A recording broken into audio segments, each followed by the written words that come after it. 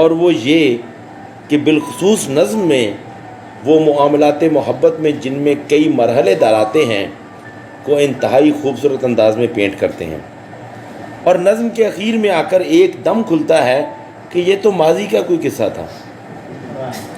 اس طرز اظہار سے قاری کے دل پر جگ بیتی سے زیادہ آپ بیتی کا سا گمان ہونے لگتا ہے۔ وہ 2 سال میری زندگی کے بہت قیمتی سال ہیں۔ ایف ایس سی میں پہلے اور دوسرے سال کی روداد ہے کہ جب یوسف خالد صاحب کی ہمراہی میں ہم وزیر اعلیٰ صاحب کی خدمت میں پیش ہوتے اور ان سے سبق سیکھتے تو ہم جماعت بھی ٹھہرے اس حساب سے۔ بہرحال یوسف خالد صاحب سرگودا کے دبستان میں انتہائی معتبر اور نفیس شخصیت کے طور پہ ہمیشہ یاد رکھے جائیں۔ یوسف خالد صاحب نے اپنے داخلی اور خارجی معاملات، مشاہدات اور تجربات کو بڑے قرینے سے اشعار کی لڑی میں پرویا ہے۔ انہوں نے غم حیات اور غم کائنات کا سفر بڑی خوبصورتی، ایمانداری اور سہولت کے ساتھ کیا ہے۔ کسی بھی اچھے تخلیق کار کا بنیادی وصف ہوتا ہے کہ وہ قاری کو اپنی قربت سے سرشار اور شاد کام رکھے۔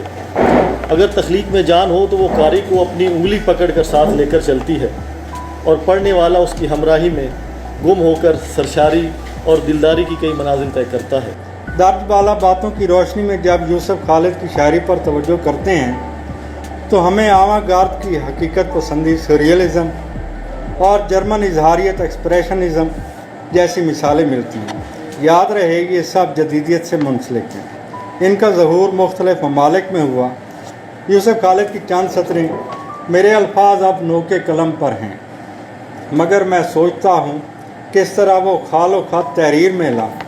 ان سطروں میں جمالیاتی کرینے کی جو سلوک کی خواہش نشان زد کی جا سکتی۔ پھر ہم کیا دیکھتے ہیں کہ جو وہ کہتے ہیں کہ جو بھوک اتری ہے آنگنوں میں وحشتوں میں بدل رہی ہے، ٹھیک ہے، تو کیا وہ نظمیں تھیں جس میں نظام کے خلاف بغاوت تھی، حکمرانوں کو جھنجھوڑا جا رہا تھا، جو بھوک، افلاس اور ظلم کے مارے ہوئے لوگ تھے، ان کی آواز سے یوسف خالد، اور یہ میں بات کر رہا ہوں جب یہ جوان تھے۔ عموماً جو شاعر ہوتے ہیں وہ اپنی ذات سے سفر شروع کرتے ہیں، محبت سے شاعری کا آغاز کرتے ہیں، اور پھر ان کا کہ ہاں وسعت آتی چلی جاتی ہے، وہ آفاقی دکھوں کو اپنا لیتے ہیں، جس طرح جتنے بھی بڑے لوگ ہوئے ان کا یہ معاملہ۔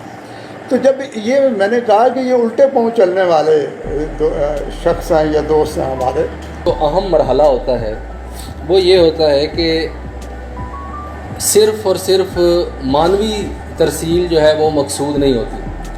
اصل جو ترجیح ہے شاعری کی یا ادب کی وہ جمالیاتی ترسیل ہے، جو معنوی ترسیل ہے وہ دوسرے نمبر پر ہے۔ اور اس کے علاوہ آپ پیور سائنسز کو دیکھ لیں، سوشل سائنسز کو دیکھ لیں، وہاں پر جو قطعیت ہے اور جو معنوی ترسیل ہے اس کو ترجیح حاصل ہے۔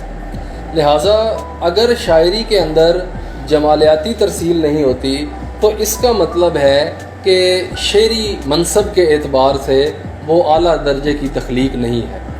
ہمیں یوسف خالد صاحب کے پاس یہ بات بطور خاص نظر آتی ہے کہ جمالیاتی زاویہ نظر بھی اور جمالیاتی ترسیل جو ہے وہ ان کی شاعری میں ہمیں بدرجہ اتم جو ہے وہ نظم کے اوپر سے فالتو بوجھ اتارا تو نظم ہلکی پھلکی ہو گئی۔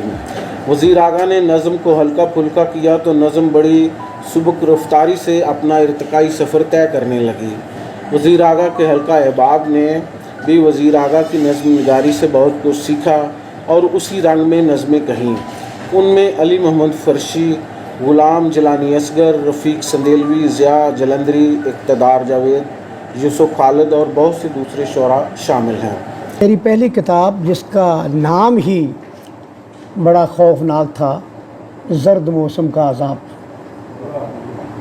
اور اس کا ٹائٹل کا شعر تھا کہ کیا خبر تھی فصل گل کی آرزو کرنے کے بعد، کیا خبر تھی فصل گل کی آرزو کرنے کے بعد، عمر بھر سہنا پڑے گا زرد موسم کا عذاب۔